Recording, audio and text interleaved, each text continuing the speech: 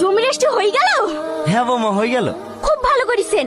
যাকে জমি রেস্টি করে দিয়েছেন কাল থেকে তার কাছেই খাবেন। আমি আর আপনাকে ভাত দিতে পারবো না।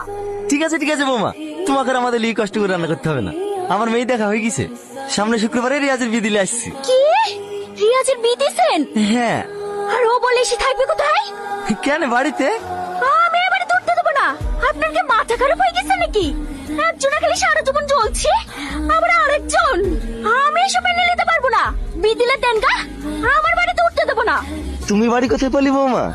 আমি এখনো মরিনি। এইটা তোমার মামি শাশুড়ি, সালাম করো। থাক লাগবে না।